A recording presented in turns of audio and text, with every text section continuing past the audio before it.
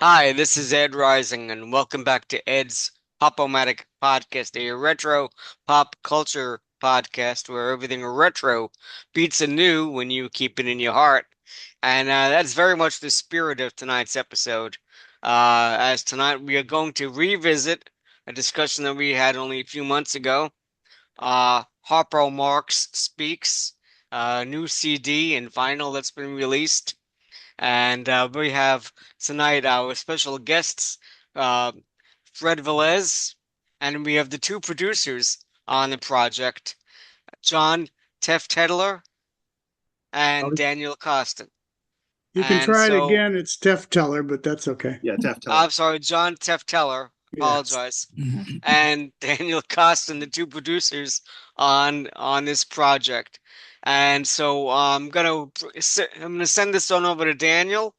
Uh, Take it away, please, and let's hear more about the making of this project and the reaction that you've gotten so far since it's been released.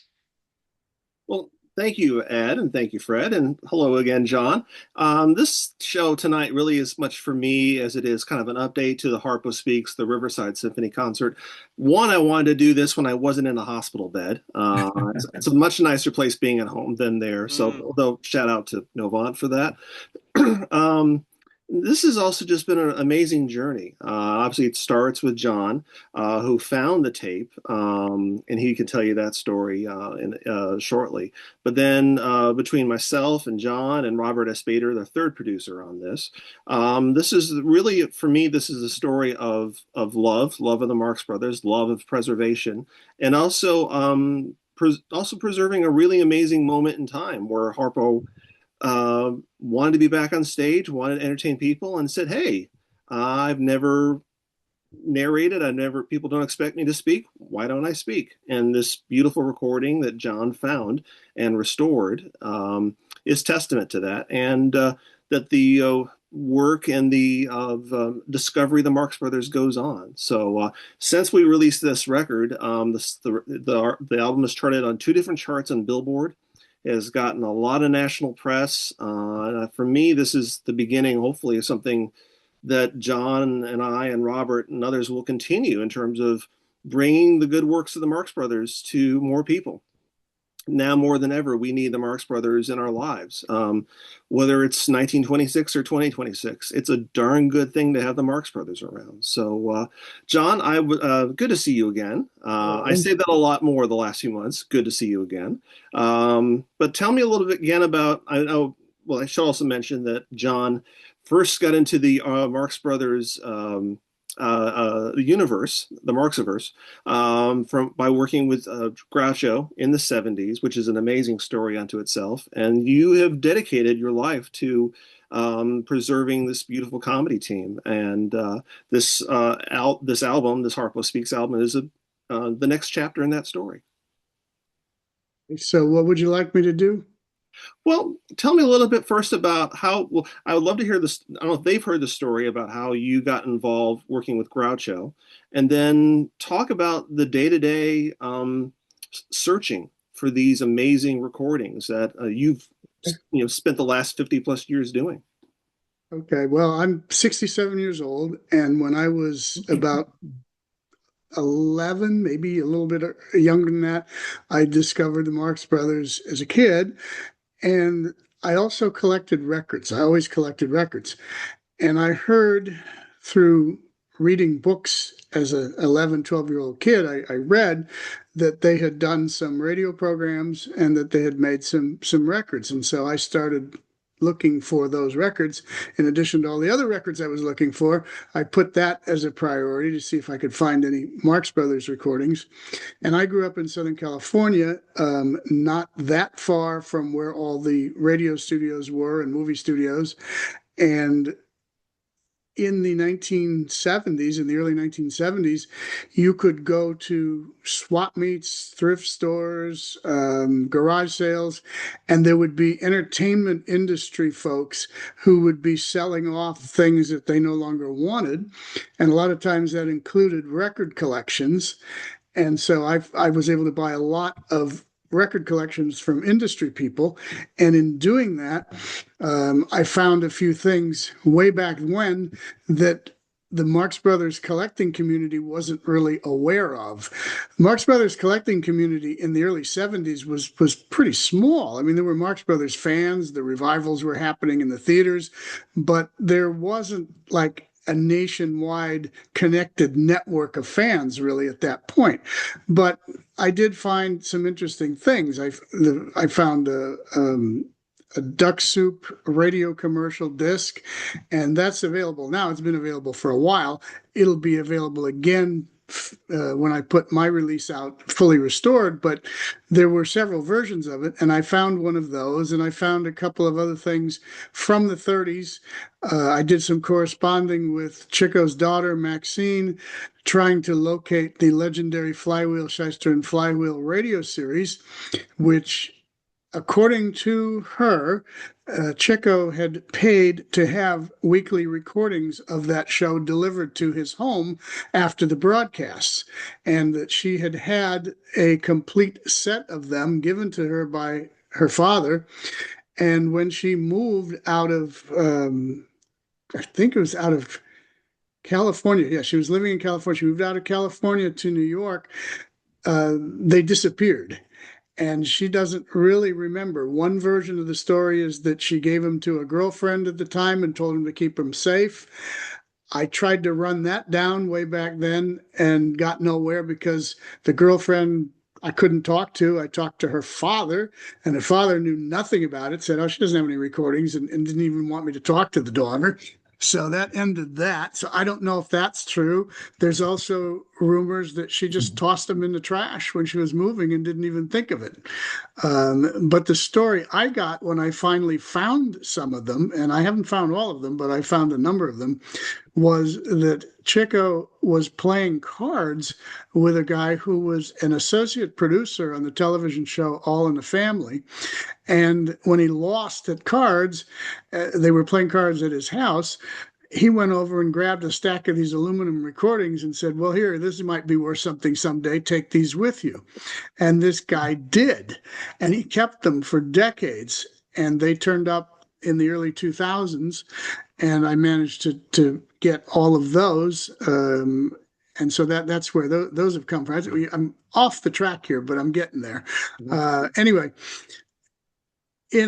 as a result of having these Marx Brothers recordings in the early 70s, I thought it might be a fun thing to try to get to Groucho somehow and see if he had copies of these. Now, we have to fast forward from the early 70s to 1975 because it took me that long to figure out how to do it. And I did figure out how to do it. I figured out that if you want to get to somebody in Hollywood back then, either they were in the phone book and you picked up the phone and called them, which was not the case with Groucho, or you found their agent or somebody that was directly associated with them, and you inform them of what you want to do, and then it's up to them as gatekeepers whether they let you in or keep you out. And I called the offices of Rogers and Cowan, which is a gigantic publicity firm in Beverly Hills, and I asked to speak to a man named Tom Wilhite, who was listed as Groucho's agent. And they actually put me through, and he actually answered the phone.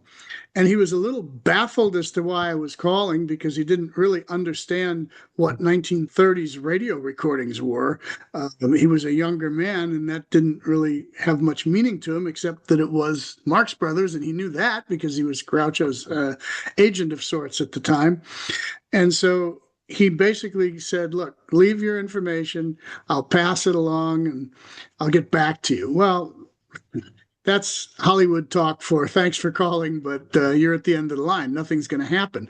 And so I didn't expect anything to happen. But 2 or 3 days later, he did call me back. And he apparently had spoken to Aaron Fleming and probably a few of the others around Groucho and mentioned that there was this young guy that had these Marx Brothers recordings from the early 30s and that he should be at least talked to.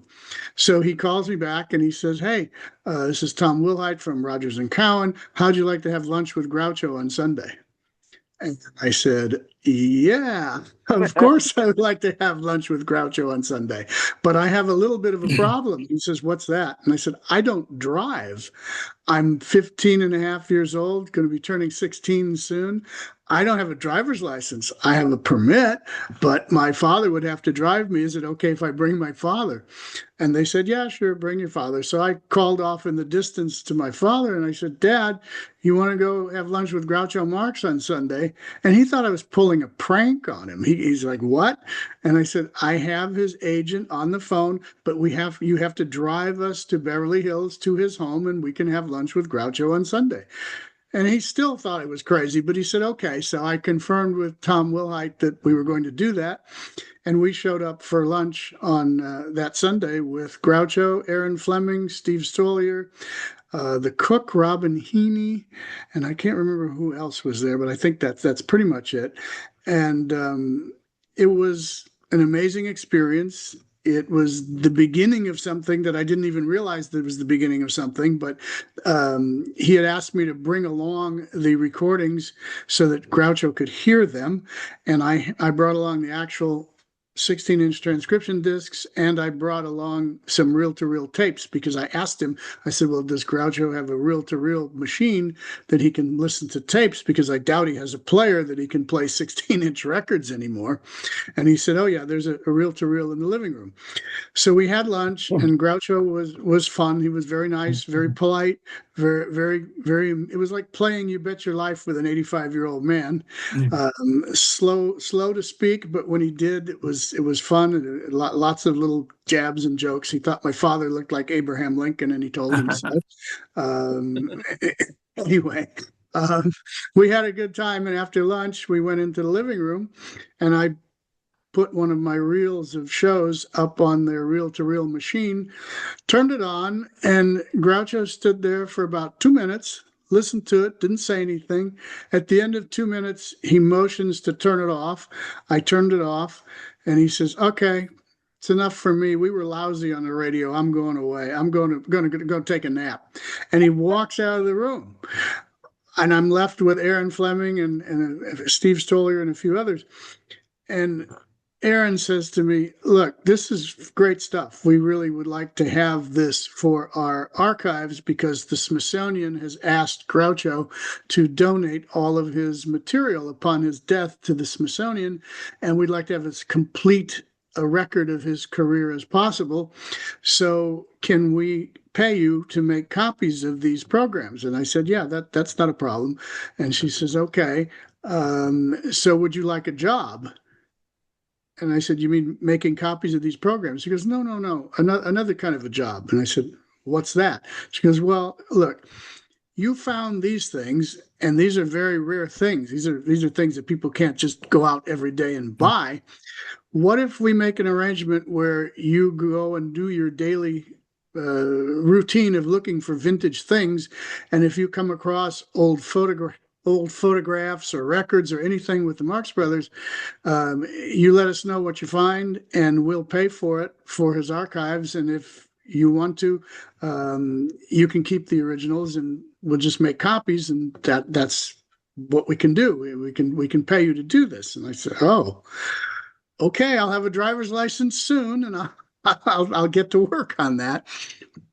And then she says, "Okay, would you like another job?" And I said, "Another job? What's the second job?" She goes, "Well, you have reel-to-reel recording equipment, right?" And I said, "Yeah." And she says, "And you know how to use it?" And I said, "Yeah." She says, "Well, every once in a while, he gets invited out to go and give a little talk somewhere or an interview or something, and we'd like to have a record of that. So I will call you, and if you will bring your recording equipment to these events, we'll give you carte blanche to set up, and you can record all these events. And all we ask is that you provide us with a copy, and we'll pay you for the time it takes you to drive and set it up and do it. We'll pay you as a sound engineer." Okay, 2 jobs in like 2 minutes. And I'm like not even 16 years old yet. My father was astounded at all this, by the way. He couldn't believe what was happening. And I couldn't really believe what was happening either, but it was pretty amazing. around that same time, they were working with Hector Arce on a couple books. One was The Secret Word is Groucho. They were just wrapping that one up. And then they'd started on one called The Groucho File. And because I had a lot of original photographs, I also collected photographs. I had a lot of original photographs. That became part of my job as well, to do research for those books. And you'll find my name in each of those books as a research assistant. And I provided photographs. And what we would do is we would bring photographs to Groucho and show them to him, and use those photographs to jog his memory to tell stories for the books. And usually it worked. Not always. Sometimes he had no recollection at all of what was in the photograph, but usually he had something to say about what was in each of those photographs. And so using the original photographs to jog his memory proved to be a really effective way to get some really great material for those books. So I did that, and I continued on, and Hector Arce began work after the Groucho File. He began work on his authorized biography, and I continued working with Hector as a research consultant on that. And Groucho died in the meantime, but even after that, I continued on with Hector and finished up that book. And then I was basically done. Groucho had passed away. Hector's book was done. There wasn't anything else to do. But I did spend the next 30 years after that, or whatever, still occasionally finding some Marx material of some sort and just sort of logging it in, so to speak, never knowing what I was going to do with it, but finding some really unique material. I'll skip forward a little bit now to the Harpo project. Before you, What? before you get into that, John, I just want to say how amazing that sounds to me. First of all, the fact that you have the opportunity itself to meet Groucho and to have these recordings and to be able to share that with him and to be able to be involved in the production of those books and so forth, etc., and his discussions. But the fact is that they treated you like a professional almost from from day one. They could Yeah, a have just said, professional 15 and a half year old kid. exactly. They could have just said, "Oh, we'll just take these tapes and have a nice day. Here, have Yeah. some lunch. Thank you very much." And that would have been that. And they could have taken advantage of you. But they chose not to do that. And that speaks well of both Groucho as well as his manager and the other people Well, involved. it was more Aaron Fleming, actually, because as I said in my little anecdote, Groucho didn't really like his radio career. He thought that he was a complete failure in radio because Flywheel Shyster and Flywheel was on one season. It failed. They had a show after that called the American Oil Program, The Marks of Time. That was on for a whopping 8 episodes, and then that failed. They went on and had an hour program in the late 30s with a whole bunch of other stars called The Circle. That failed after a year. Then he had a bunch of guest appearances here, there, and everywhere. And then he went to a show called Blue Ribbon Town, Pabst Blue Ribbon Town. That lasted about 2 years, but then it failed.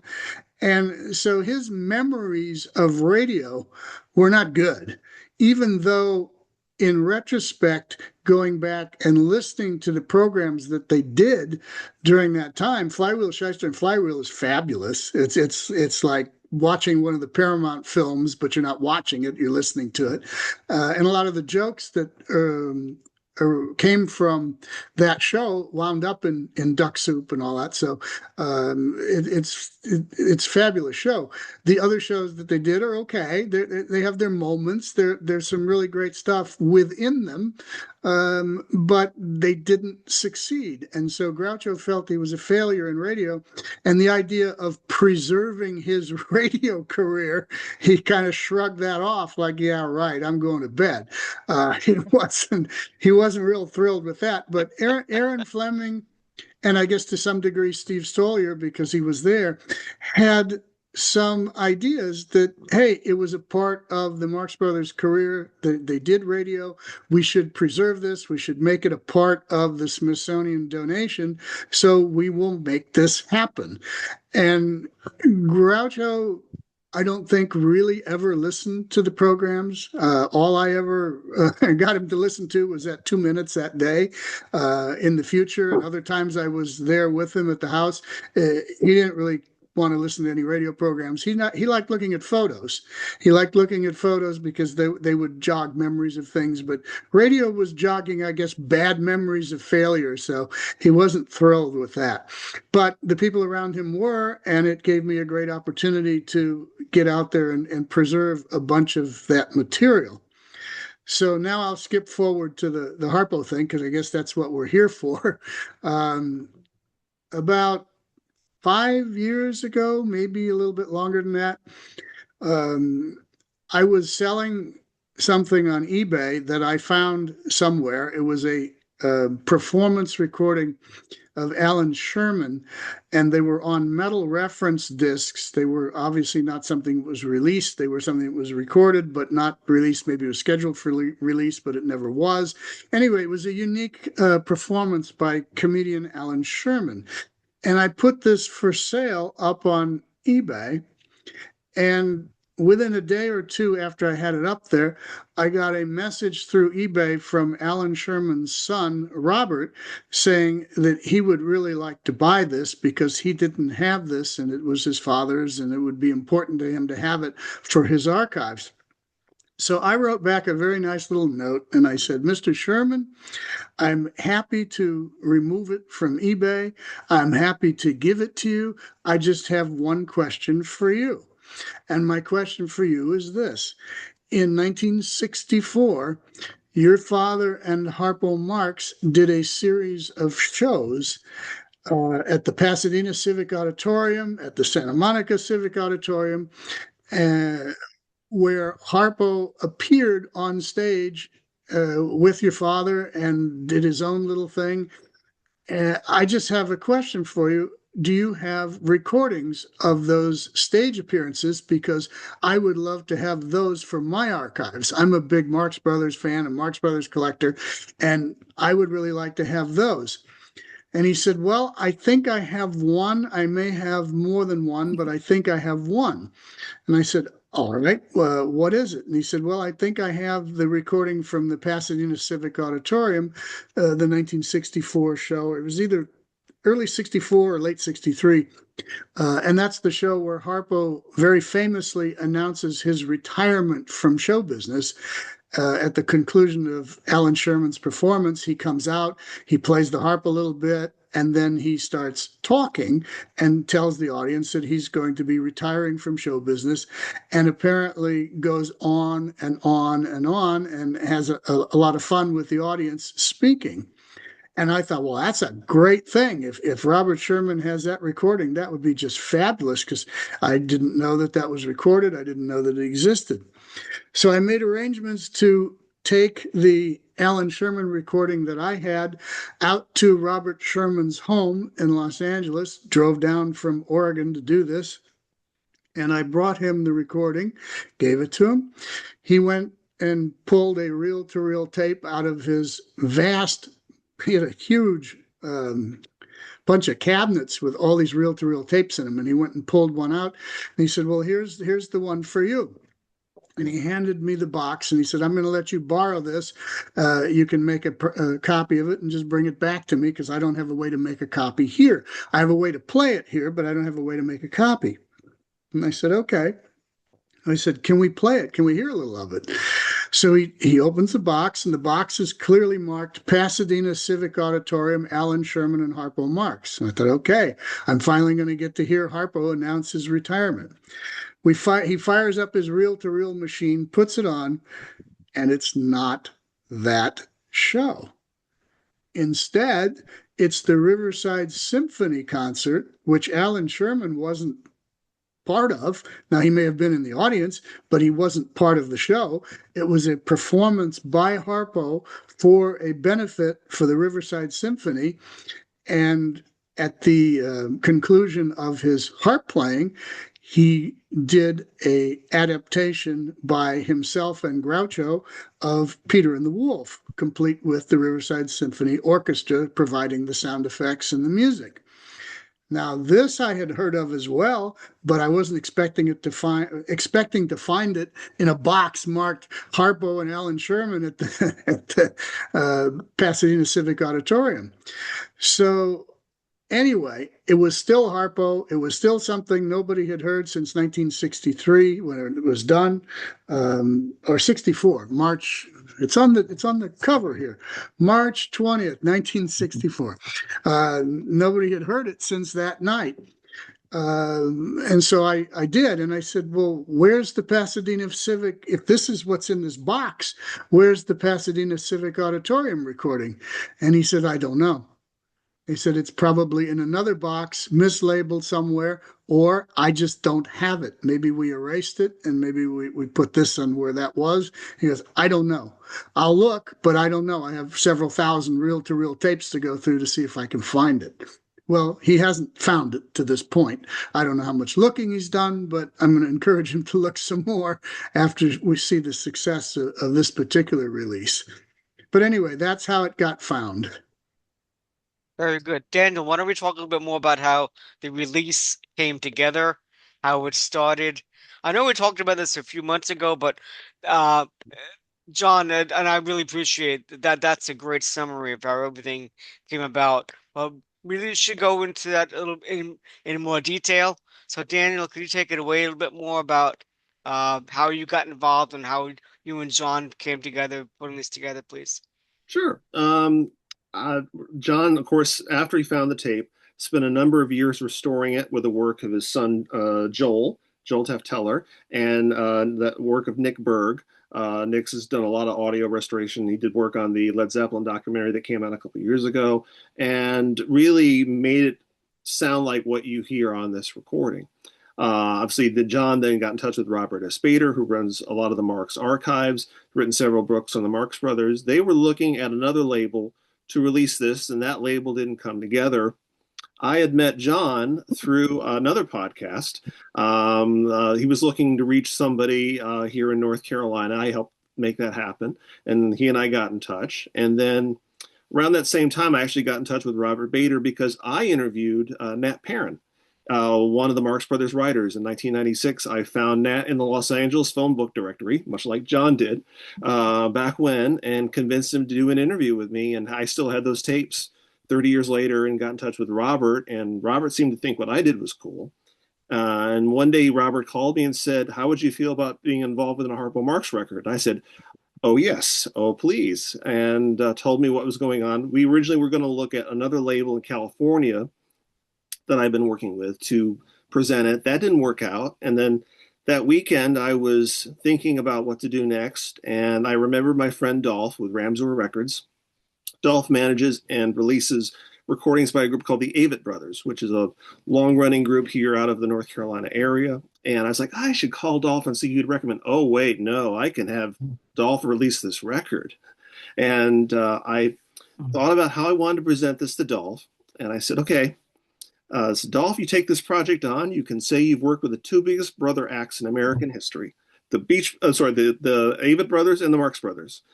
There's the Beach Boys too. That's for a separate discussion. Then I set up a Zoom with Robert and Dolph, where Robert then played some of the recording that John had found. And I will be honest, I couldn't talk for an hour. I had heard rumors of this recording, but to actually hear it, and then it started to hit me that I was going to be involved in getting this album released. It was kind of mind-blowing. It really was. It still is, actually. So then after that, we agreed to work with Ramsor on this release. I then oversaw the process for the next year and a half. And sort of, people have asked what producing is. Sometimes you're the nice yapping dog that reminds people to kind of work everything to the next step, get the artwork done, like getting the liner notes from Robert and John, and really kind of make a complete package. So my production work involvement on this was more on the back end, as it were. John is the one who found and restored the tape. He worked with Robert, who provided the liner notes, provided guidance, of course. And then I'm the guy who kind of said, this is a great idea. Let's make this happen. we made it happen. Absolutely. And it sounds fantastic. Really Now, does. I was listening to it today on Spotify. I do most of my recording, my listening on streaming, but of course it is available on CD and on vinyl. So I encourage you guys to go out there and find the album Harpo Marx, Harpo Speaks, the Riverside Symphony Concert featuring Peter and the Wolf. It's on CD, it's on vinyl, and it sounds like it was recorded yesterday. It's And so also, clear. It didn't when we first heard it, though. I can go. I don't want to get too far into the weeds, but I can give you a little bit. Um, it was recorded from the audience, not on a soundboard or anything direct from the microphones that they were using to do the concert. Um, we're not 100% sure who actually recorded it. We think it was Robert Sherman, Alan Sherman's son, and we think that he and his father attended the show. And we think that he dragged his tape recorder down there and sat in the audience and aimed his microphone up to the audience. Well, to do that with a home reel-to-reel recorder in 1964, what you're going to get, unless you are able to patch into their sound system, you're going to get a lot of echo, you're going to get a lot of distortion, you're going to get sound fading in and out, and a just general muddy recording. And that's exactly what it sounded like before we went to work restoring it. You could hear it, you could enjoy it, yes, but it didn't sound like what you just said when you said it sounded like it was recorded yesterday. Now that is a result of the miracles of modern day audio restoration. And the best person in the business to work with in that is a fellow named Nick Berg in Burbank, California. He runs a place there called Endpoint Audio. And Nick works with all the major studios on restoration of sound on film and different sound projects. And he's just a sound genius. So anytime I find anything that needs professional work, I take it to Nick, and Nick will make what we call the original transfer. And what that means is he takes, in this case, the original tape, and he has a way to figure out what machine it was recorded on back then. Now, how he does that, I couldn't tell you, but he can figure out by listening to it what type of machine it was recorded on. And he told me it was a Wollensack reel-to-reel tape recorder, which those were not super cheap back then, but they were available for home use. And then once he can match up to what the machine is, then he'll make a transfer from the tape. And it's always best to use the same machine or not the exact same machine, but the same model number and brand to play the tape back on. That's a trick that I can tell you is one of the things he does is you have to find the machine, not necessarily the machine, but another copy of the same machine that the tape was made on, because if you play it back on the same brand of machine and same model it was recorded on, you will pick up little nuances that you won't get playing it back on another different reel-to-reel machine. And that may sound odd to people listening to this, but it's one of those things that someone who's really into this has figured out. So anyway, so he did a playback of it, and the first thing he said to me was, "Well, this is going to take a lot of work in restoration because, yeah, I'm going to give you the best possible transfer. We're gonna fix it as best as we can here during the transfer process, but you're going to need somebody to sit down and go over it." Basically, line by line, inch by inch, over the entire recording, and really tighten it up, take any unnecessary things out of it. Like, for example, as my son said, who did this, and he's an audio engineer as well, he said, "Yeah, it sounded like everybody was sick at that show because everybody was coughing constantly." And so what he did is he went in and he removed a whole lot of the coughing so it didn't sound like the whole audience was sick, and then used a bunch of different computerized tools to be able to bring out the sound quality. And what he found as he was doing it was, hey, this thing is actually not quite stereo, but pretty darn close. Maybe we can actually make it stereo, and maybe we can bring all the audio up to the right levels. And all of that was accomplished. The only part that's a little bit hard to make out is after the Peter and the Wolf performance, Harpo goes back up to the microphone and begins talking to the audience and thanking them for coming and giving a speech, which was called Red's speech, where he says, unaccustomed as I am to talking, and does a little bit of talking. But when he did that, he wandered off mic. And he wandered off mic to the degree that it was buried in the tape so deep that you couldn't make out what he was saying. You could hear he was talking, but you couldn't make out what.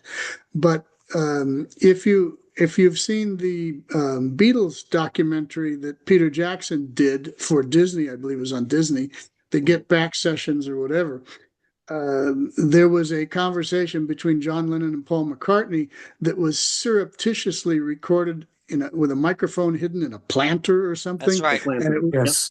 it was off at a distance. Well, Peter Jackson developed some kind of software to be able to enhance that recording so that now he could make out what Lennon and McCartney were saying to each other. Well, we don't have access. Peter Jackson guards that software very carefully. We don't have access to Peter Jackson's software. But between Nick Berg and Joel, we figured out how to do it. Maybe I would not imagine quite. that it would be done in some way to have the recording on various tracks, so you'd be able to separate the audience sounds from what's happening on stage, such as the coughing and things Yeah, like that. yeah. Well, I'm not sure because I don't do that part of it. My son does that part of it. But he worked with Nick Berg, and between him and Nick, they got it pretty darn good. It's still not as vibrant and clear as the rest of the recording because the rest of the recording they're on mic and everything's great. But it's listenable, and you can, if you listen very carefully, you can make out what they're saying. So we've rescued it. We've pulled it out of the mud, so to speak, and made it very listenable now. Very Yeah, the cool. first time I heard it, I turned to somebody. I was talking to a friend of mine. I said, "Yeah, it's like he'd never used a microphone before." So I Probably think true. I think he wandered to the front of this. I think he was. You can tell he's enjoying interacting with Excuse me, John. John. Um, Yes. oh, okay, yeah, Yes. yeah.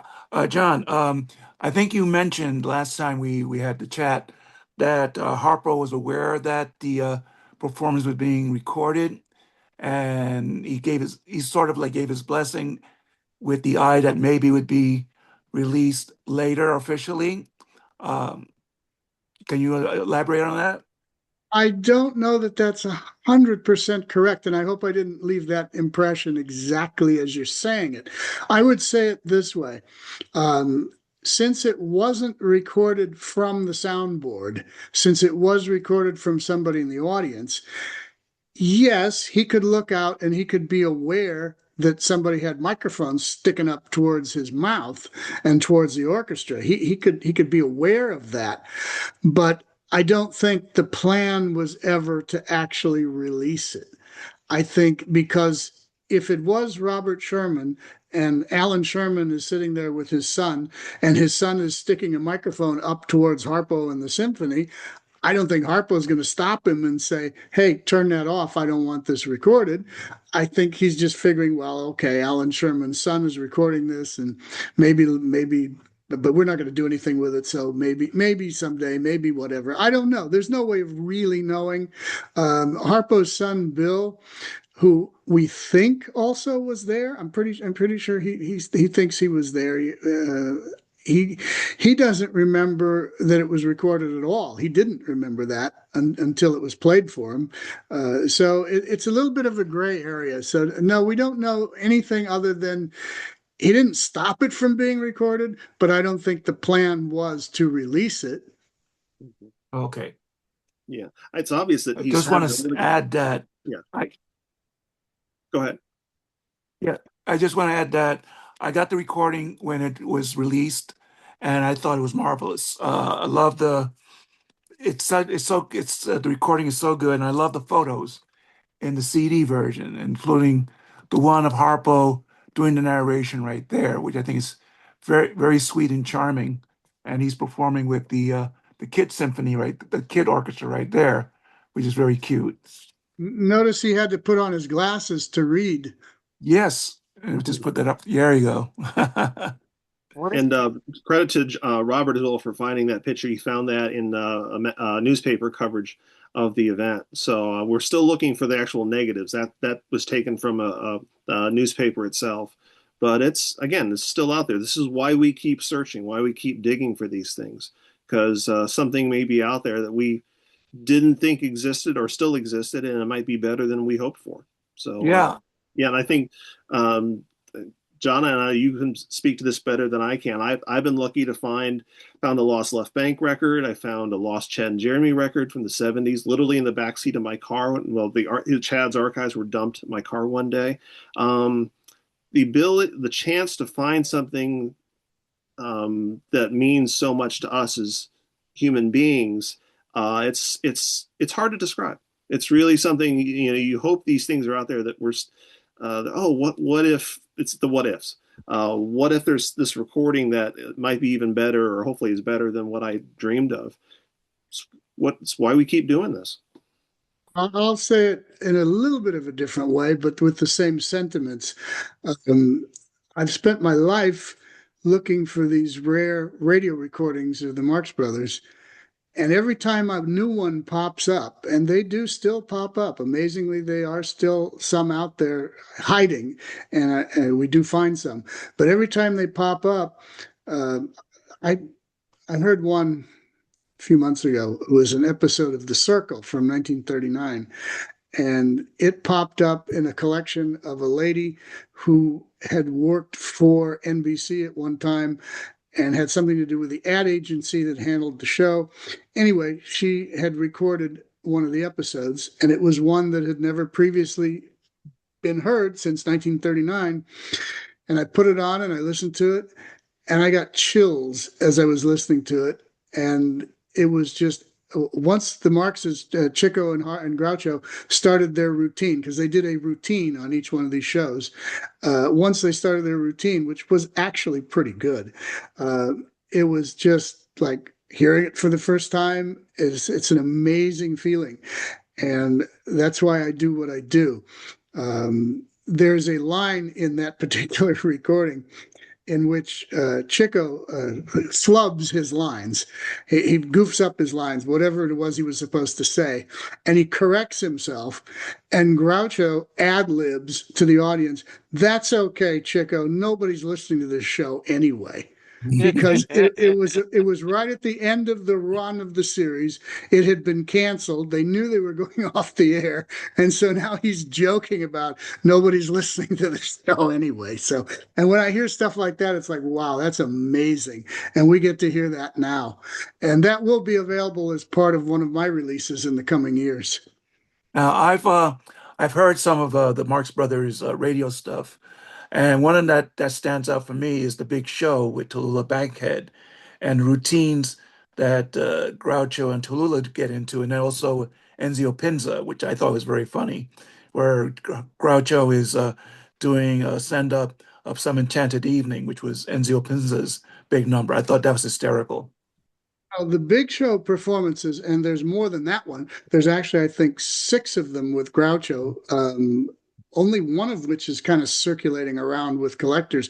There's four or five others that are not really out there, but they will be. Anyway, the Big Show was NBC's attempt to force people to listen to radio rather than watch television, because everybody was dumping radio and watching television. So NBC decided to get together the greatest stars of all time and put them on the radio for an hour and a half every Sunday, and basically convince people to listen to radio again. And so they used the biggest stars, they used the best writers. Those segments with Groucho that you're referring to were written for him by Goodman Ace.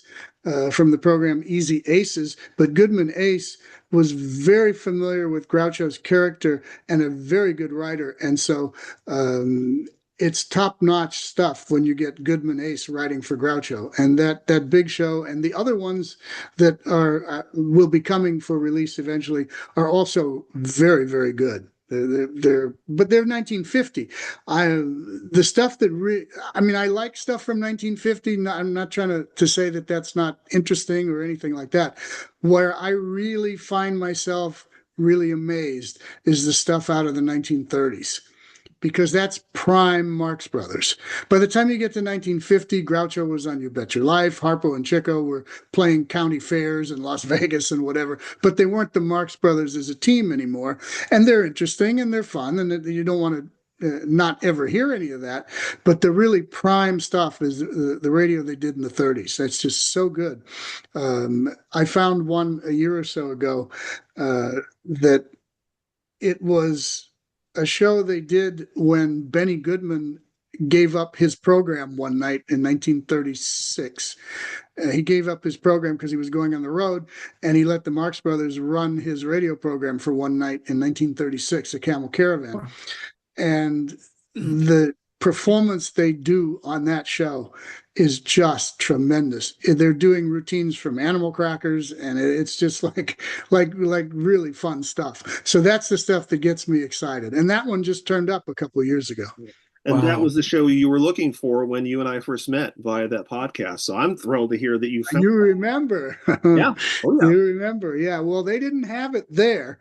It didn't come from the tobacco company there that threw me out because they didn't want me suing them for giving my uncle cancer or some crazy thing. It's an involved story. But anyway, I went, I'll just tell this because Daniel's laughing here.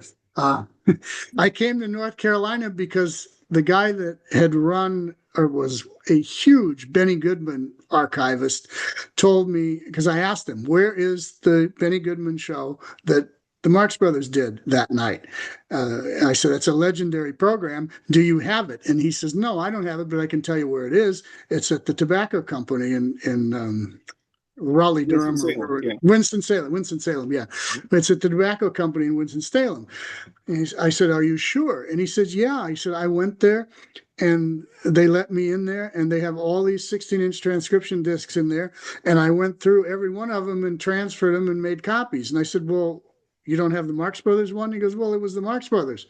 I didn't need that. I just wanted the Benny Goodman, so I didn't copy that one. Okay, so I go to Winston-Salem, and I go armed with, I had folders with photos from the show. I had a script for the show. I had everything but the sound recording. And I walk into the tobacco company offices there, and I go up to the guard, and I have all this stuff in my hands, and I say, hi, I'm doing some research, and I'd like to speak to somebody about a 1936 radio program. You guys have the recordings here, and I need access to them for a project I'm working on.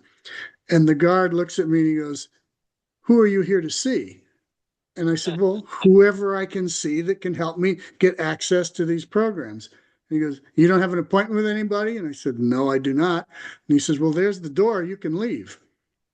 And I'm like, what? He says, if you don't have an appointment with somebody, I can't let you in, and you can't stay here. And I said, well, okay, tell me who I can call to get an appointment. So he gave me a phone number. Well, I'm sitting on my cell phone number, and I'm sitting in the lobby, and I call this number, and it's an answering machine in Iowa. Apparently, they route all their calls through an answering service in Iowa. So I couldn't get through to anybody. So finally, he comes up and he says, look, you have 60 seconds to vacate the premises, or I'm calling the police and you'll be arrested. You are not welcome on these premises. And I thought, what kind of a place is this? What's going on here?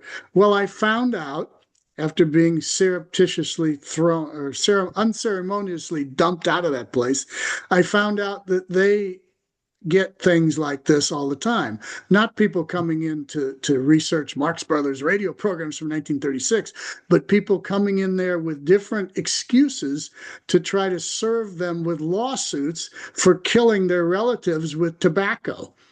And so they just do not let anybody on the premises to serve a subpoena or get anywhere close to any of the executives of the tobacco company because they think you're going to serve them with a subpoena.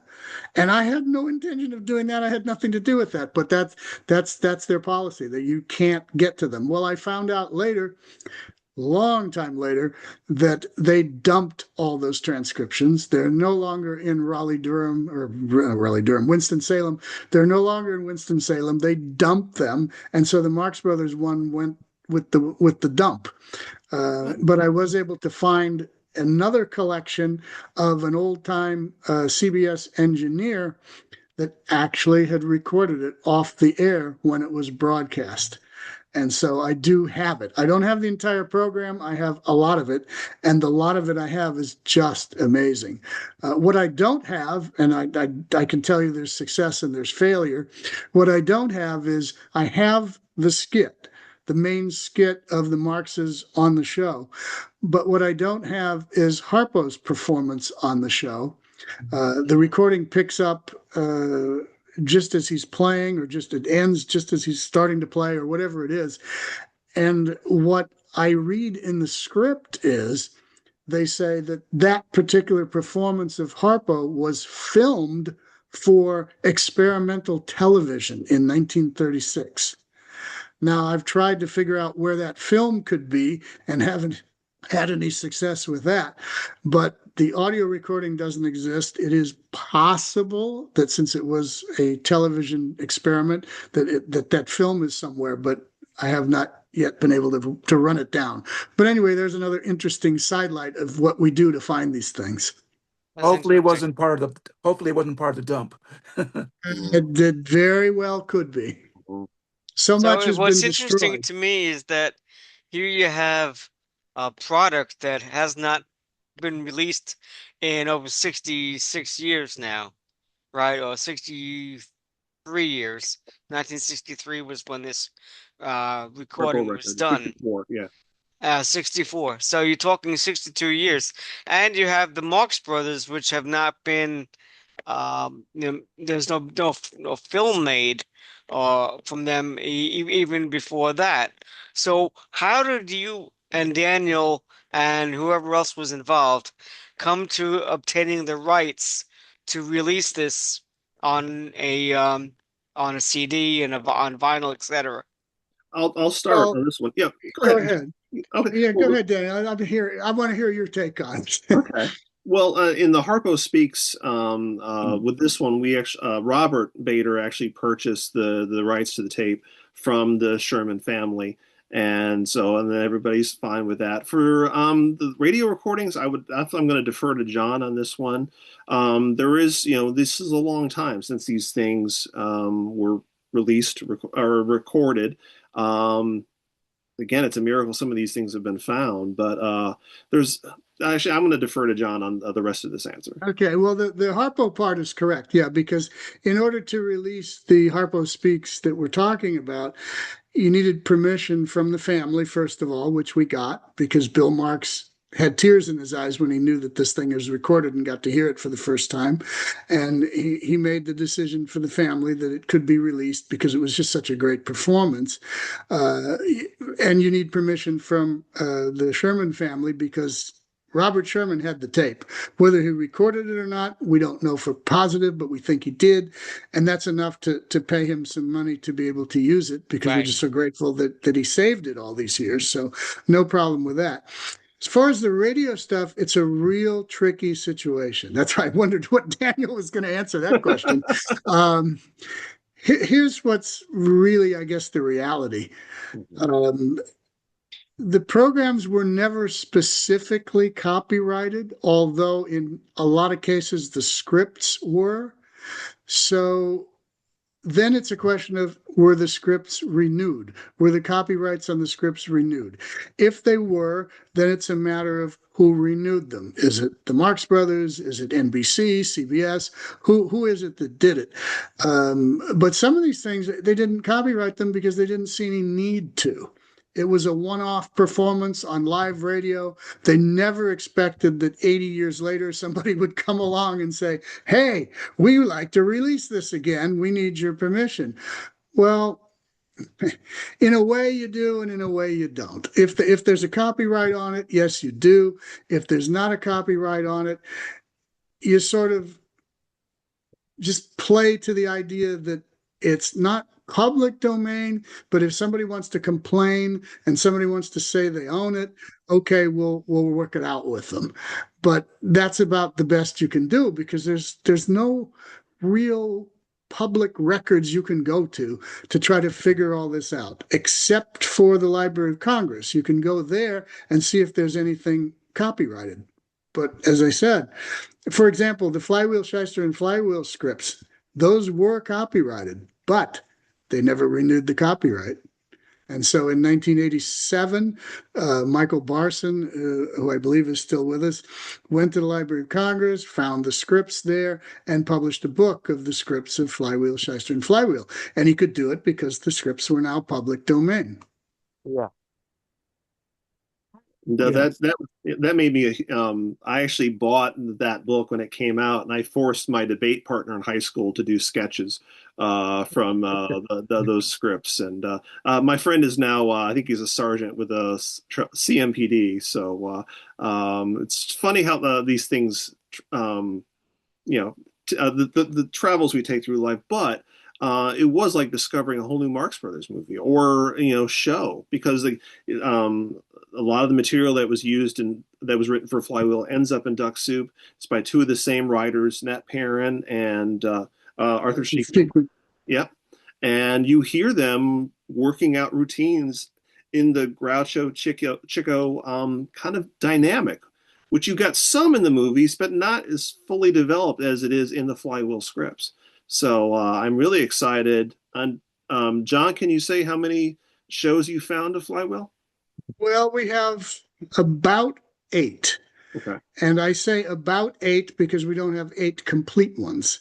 We have, I think, 6 complete shows and then some partial shows. So it's between 8 and 10, depending on what you consider a partial show. And I'm still, until we actually get set to actually release these things, I keep hoping that the rest of them will turn up. I've pretty much exhausted everywhere I can to find them, and I can't. So I think what we have now is all we're going to get. But I never say never, because things continually surprise me. It could be that somebody calls me tomorrow and says, "Hey, guess what I found? I found some more Flywheel, Shyster, and Flywheel radio recordings." They were recorded by several sources. It wasn't just one. Chico had a set made. I think Groucho had a set made because he had at least one of them in his record collection. And then also Victor had a set. And why Victor had them, I don't know, but Victor actually recorded them. We found card catalogs in the Victor archives showing that Victor had recorded Flywheel, Shyster, and Flywheel. But Victor did a very bad thing. In 1967, 68, they had all of that type of thing stored in a warehouse in New Jersey. And they decided that they had sold the building. The building was to be torn down and put up a parking lot, as they say. And so and there's actually film of this. They actually dynamited the building with all this stuff in it, and just destroyed whatever copies of any of that they had, along with everything else that Victor had in storage in New Jersey that they didn't think was important in 1967. And so that source is all gone. So I don't know, but the fact that Victor recorded them and pressed them, they didn't just make a one-off recording, they pressed them, because there are 4 16-inch transcription discs that are not lacquer or aluminum. They are actually pressings, which means they made more than one. They most likely made 50 to 100 or more. Yet we don't know where they are. If they were all stored in that building, they're all gone. But if they actually were circulated out there somewhere, then there's still a chance that they're in a basement somewhere. So we keep looking. Yeah, You know, it's that's interesting. I'm sorry, Fred, to get. no, that's very heartbreaking to hear that. It's like when the Liverpool City Council demolished the Cavern Club in Liverpool, and then later they find, ooh, this could have been a tourist attraction. Yeah, there is so much, we have so much success with all the things that I've been able to find and some other people have been able to find. We have a lot of success, but we have an awful lot of non-success. We have an awful lot of failure. And it's not our fault. It's the fault of people who just didn't think it was important enough to save it. And they threw it out, they dumped it, they broke it, they lost it, they buried it, they did whatever with it, but it's gone. We can't find it. And Right, radio, especially, is a problem because radio was, they never, ever in their wildest imaginations thought anybody would ever want to hear those things 50, 60, 70, 80 years later. It was a right. one off thing, it was a live performance, it wasn't even pre recorded. Why in the world would we keep this?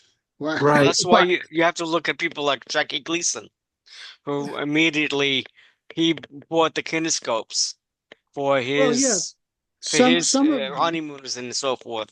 yeah, some of the stars did that.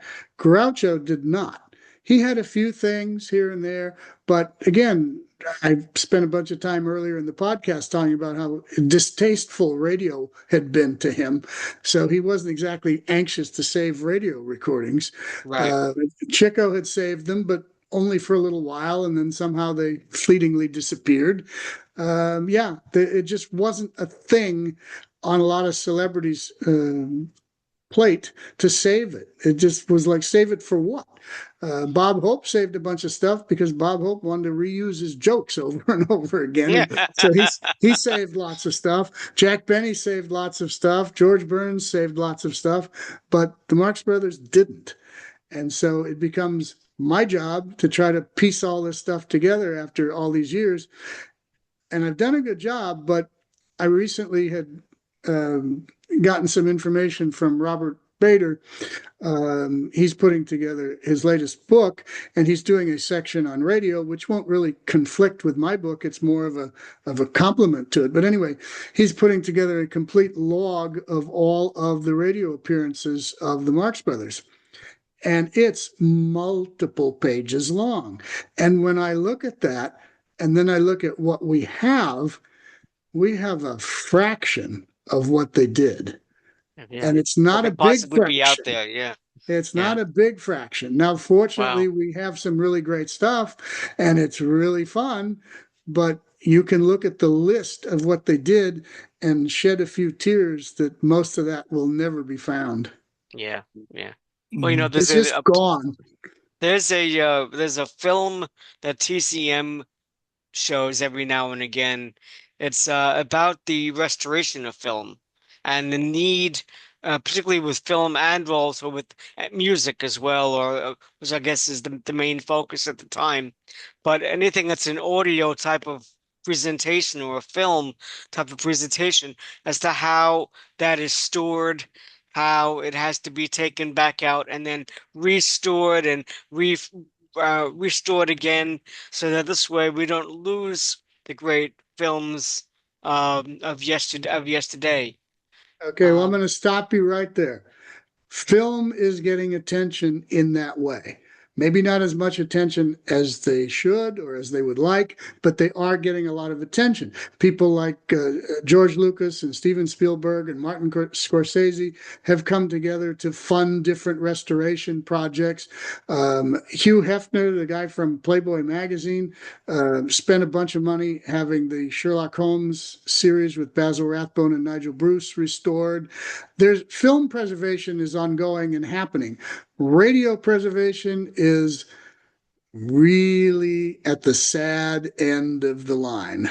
yeah, that's sad. Most archives don't want it. They don't see any money in it. They don't see any use for it. It takes up space. It's Yeah, heavy. What would you ever do with it? So most of the archives are not really actively pursuing it.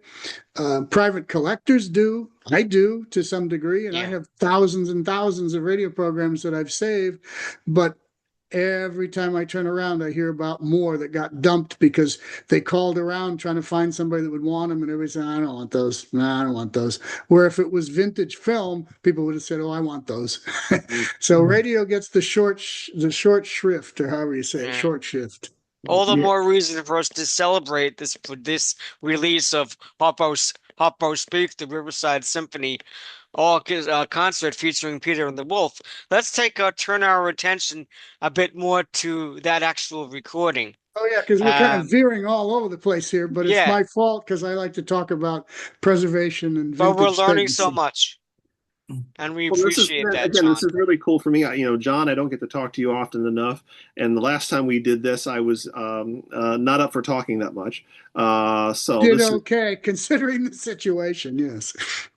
don't recommend that. I'll just say I No. won't recommend that. But I've been in your place. I know what you're talking about. yeah, you understand. Oh Well, yeah. we should mention too the work. Now that we mentioned Ramsar Records, I want to mention Chris Ethelroth, who did the design work. Did an amazing job designing this record and putting it together. Love the cover. Love the That's the, cover. I realized after we made the deal with Ramsor, I was like, wait, I've worked with these guys for 25 years because I shot the early Avett Brothers records. On a subliminal level, I knew what they could do with a recording like this. And it's actually something I've hoped that they would do someday with the Avett Brothers archive recordings. But darn, if you're going to pick another brother act to make these records look good, might as well be the Marx Brothers. Fred, So you showed the picture of the inner sleeve Oh, the innocent. earlier. Are there liner notes that's included? Oh, oh yes. yes, there Yes, are. a booklet. Mm-hmm. Mhm. Here's Yeah, Harpo. so We have if you want to go out there and get the CD or the album on vinyl, you're going to get treated to look at that looks like a considerable amount of vinyl note, liner notes and additional information and a yeah. wonderful poster. Yes, and wonderful liner notes by both Yeah, Robert and John. The poster is great. Yeah, yeah, it's a really complete package, and that's what we wanted. We wanted the recording and the packaging to reflect how we felt about this recording, and I think we got there. John, do you know the background for this particular performance as far as uh was was it an impromptu thing? I can't imagine they No, have to be prepared for it for no, him to no. be able to It do was that it was reciting. advertised in advance. There's an advertisement for it in the booklet. You can see a little ad for it. Mhm. They advertised it in advance. They sold tickets in advance. They even said on the advertisement, "Harpo Speaks." So it was announced that he was going to do it and that he was going to narrate Peter and the Wolf. It I know wasn't a what secret. surprised me is that in reading up on Harpo Marx is the fact that he was told early in his career not to speak, or that I guess there was some issue with whatever he was doing at the time that they felt that the idea of him being a mute would be funny. Or maybe that made them more different. I don't know. But he sounds wonderful in reciting this poem and his interaction with the audience and the orchestra. It just sounds so much fun. It's a Well, they real do. shame that he didn't speak until that time in his career. Well, no, he actually did speak on other occasions, but they were not really for mass audiences. Um, he had this thing he called Red's speech, and red comes from the red curly wig. Uh, they called him Red at some point, and it was Red's speech. And sometimes when the Marx Brothers were touring the stage versions of their films, Hmm. they at the end of the performances, Harpo would come out and talk to the audience, and that was called Red's speech. So he did that on a number of occasions. There was one for the Go West tour, which allegedly was filmed, and we have to find that if that's still out there. But don't know where it is at this point. But no, he did. It's just he didn't do it a lot, and he didn't do it like on radio where it could be heard by a mass audience, or on television where it could be seen, or on film where it could be seen. He did it for small audiences. Oh, cool. I think he Fred, also I also think he enjoyed kind of mean, obviously it was advertised in advance. But I think he liked that point in his career, giving something to the audience they weren't expecting or he really hadn't done before. I should mention that Red Speech, and John, you can confirm or deny this, that it started with something that Alexander Wolcott wrote for Harpo, which is how I think you end up with words like paraspacity in the Yeah, speech. I think you're right on that. I'm not that versed on that, but I think that's correct. Mhm. But I also just, again, you can hear him going, just having fun. I mean, keep in mind, Harpo had what, 2 heart attacks by this point, or 2 or 3, These two, yeah. these 2, and he missed being on stage. And the doctor was saying, "Don't work, don't get back on stage." And he's like, "Well, it's not work; it's a benefit." That was his way around that. So we had these rare shows through the early '60s, and sadly, this was the last one that he did. He passed away 6 months later. But you can hear him just having a really good time with the audience. And something that Robert Bader's pointed out to me is like when Harpo started playing the harp, he became a different person. There's a focus to his playing that it comes through the recording. It's like he's an amazing comedian, but he's also an amazing musician. They were all amazing. Yeah, he's a great harpist. Yeah, Yes. I mean, world-renowned harpists came and took lessons from Harpo, who was self-taught. It's amazing, and he was left-handed, as am I. So to watch him do what he did, and some of us have been encouraged not be left-handed in our lives. But it just takes over us, and I think Harpo made that work in his own respect. So that's amazing to see and to listen to. Yeah, So yeah, it's the whole show, and this record is, for me, is a complete joy. It's like spending an evening with Harpo, in a way that many of us, myself included, never got to do. I love the fact that Harpo and Groucho worked together on the script for Peter and the Wolf, and the little political joke sounds more like Groucho than Harpo. I won't give it away for people that haven't heard it, but it's just fun to know that they worked together and brought that little piece of contemporary news into the proceedings that added just that little kick to it. Mhm. And it just kind of wafts through the audience. It's just this moment where they realize what he's just said. It just kind of ripples through the audience. It's wonderful. Well, you'll have to buy the CD or the vinyl to hear the joke we're talking about, but it's on there. Very cool. John, I would ask you this. Obviously, this recording is near and dear to your heart as well. You spent so many years putting this together. Would you say it is? I think this may be impossible question. Is it one of your favorites, or is there a certain Marx recording that you've been able to find that you could pinpoint as your favorite, or is that possible? Oh, they all have their moments for different reasons, as I was saying earlier. I think this is probably the most special from the later period, because it ties in a lot of things. It allows the public now to hear what he sounded like in a great performance, and it's just wonderful. I get more bang, so to speak, out of finding something out of the 30s, which is mostly Groucho and Chico. There's some Harpo stuff from the 30s, but he doesn't speak on it. He just plays the harp and toots his horn and whistles. But there's some Marx stuff out of the 30s and into the early 40s. The Groucho's Pabst Blue Ribbon Town show, of which there's 4 or 5 of those floating around the universe. Well, I have like 40 of them. And there are some really amazing things on Pabst Blue Ribbon Town. It was his show at that point. He could sing whatever song he wanted to sing. So there's nights where he does Gilbert and Sullivan songs. There's nights where he just does these improvisational type songs. There's some really incredible stuff on Pabst Blue Ribbon Town, even though the show was a flop. There's some incredible stuff on it. And I guess those type of things excite me just as much as this in their own way. It's hard to pick. It's like asking me which is my favorite kid. Mm-hmm.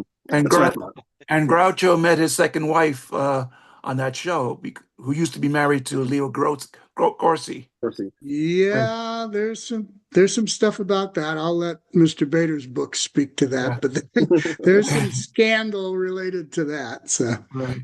I have to say that I have to congratulate you guys on this recording because of the fact after it came out, it charted high in the Billboard charts in classical and in comedy. What was the chart numbering again? I It think was the week after this release, if you went to iTunes or Amazon, it was either one or two on the comedy charts, but Billboard had us classified as classical because of the harp. So it charted on two different charts. One was at six classical recordings, another one for classical albums was 25. So yeah, here's Harpo hitting the charts all these years Fantastic. later. It's really, really cool. So And I had messaged you guys after this came out, and I said, "Is there a shot that this could get a Grammy nomination?" I think it well, that's does. up to the Grammy people. We hope so. But you mhm. guys would have the paperwork how to do that, right? I have Ramsey no and I, clue. yeah, and I have already been talking about that. We want to put this in for multiple categories, not just for the record itself, but also for the artwork. Just went into this. So yes, the paperwork. I think the paperwork is due before the end of August. It has been discussed. I'll mention too that all of us loosely have talked about what comes next after this recording. Obviously, John has his own recordings that I really look forward to hearing when he's ready. But also, we hope to do more with Rams or another label and continue this story. There's a lot to be heard. I Well, will it say, Yeah, Sounds def exciting. yeah. yeah, there's it some definitely things. needs. Go There's ahead, some John. things that could be done. My project is like a completist type thing where it's going to be everything in small segments, but everything out there. But there's a way that you could take individual segments from some of the radio programs, just individual songs or whatever, and you could make some very interesting CD releases. Mm. Which we've It, started to talk about. So there's a possibility of that, and surprise, any and all chance I get to work with John and Robert and the Marx Brothers, I'm jumping in wholeheartedly. well, it definitely Fun. needs. Yeah, it definitely deserves at least a nomination for audio restoration. I would agree. Well, that would be Absolutely. great. My son would love that. Mhm. Absolutely. So let's go around the horn. We have talk about our upcoming projects. Now, John, you have a book that you're working on. Can you share a little bit about what that might be? Yeah, it's well, multiple books. This thing goes on forever and never seems to stop and never seems to get done. But we're in the finishing processes of volume one, which is basically going to cover the years 1930 to 1935. So if you can imagine having enough for a 800 page book that just covers 1930 to 1935 with Marx Brothers Radio, that's what you're going to get for the first book. And it'll have all the audio with it. And actually converted to video so you can actually see some things while you're listening to the radio. That's exciting. Fantastic. Good luck with it, John. And when we get done with And volume one, then we go on to 1935 to 39 and on from there, and I'll be dead before we finish. we'll come back and talk about them as things go along. Daniel? Hey there, I'm Daniel, and as per usual, have a lot of stuff going on. I'll mention The Circle has their album Revival, which I produced, is out on vinyl as of this week. We also have a new, a song from that album, He Can Fly, is currently on the charts at different radio stations, which I'm really proud. And I'll mention I actually found that song. That song was given to me by a friend of mine. With one of the late members of the Circle, Tom Dawes, on it, and I found it and gave it to Don Daneman so that he could make it a Circle song, and he did. So again, this is what keeps us searching.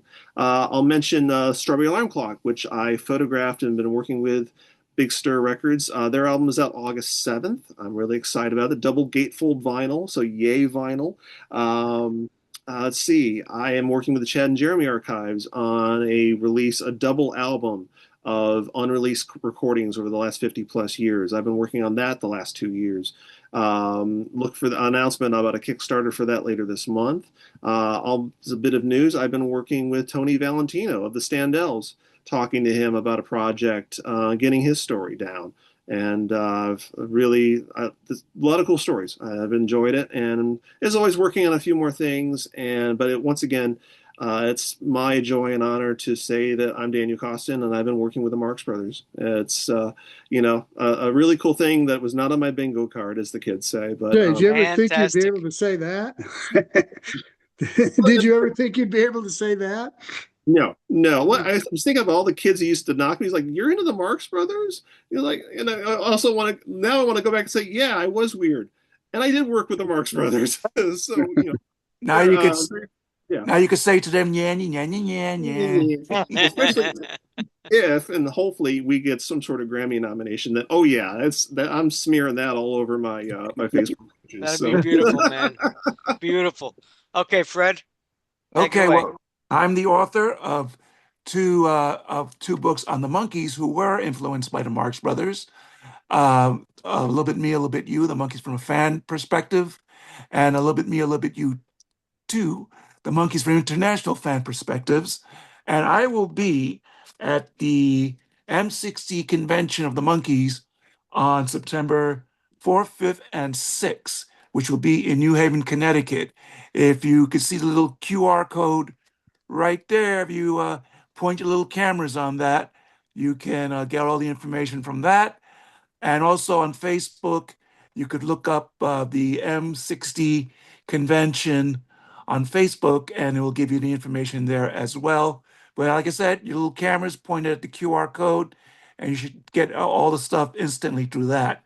And I'm looking forward to that. Daniel and Ed, will you be at that convention? I I'll am be attending. I'm Oh, good. hoping to be there as well. I have to figure out my schedule. I'm also working towards Fab Fest, the Beatles Festival here in Charlotte in October. FabFestCharlotte.org, by the way. But yeah, as you know, Fred, I photographed the Monkees tours for 9 years, and it was a beautiful joy every night. So I really would like to be there at the convention because there'd be a lot of cool things, a lot of cool people. Well, I'm look if you guys, if you, especially you, Dan, and you, Ed, I hope so. It'd be great to see you guys in person rather than through a little iPhone. Yeah, I can't wait. This can be a lot of fun. And John, I wish you could be there too, but I know you're working with your stuff. My wife would like it. She loves the monkeys. Oh, good. There you go. Tell her the Marx Brothers influenced them. She knows. Yes. So my name is Ed Rising, and this is Ed Rising's Pop-O-Matic podcast, a retro pop culture podcast. And you can find us on YouTube. We have our YouTube videos on there, all kinds of shows that we've done covering all kinds of music and pop culture. And so thank you very much for checking in on us and that. And you can always reach out to me on Facebook. If you like, look up Ed Rising, and you'll find me there, toiling away and going on about my Mets that are making me crazy and things like that. And but it's such a joy to be able to come on here tonight and talk with John and Daniel and Fred and celebrate this wonderful new release. Uh, And and fantastic. So thank you very much, guys. Have a very good night. go out and Okay. buy it, folks. Go out on Amazon and get it. Go get it.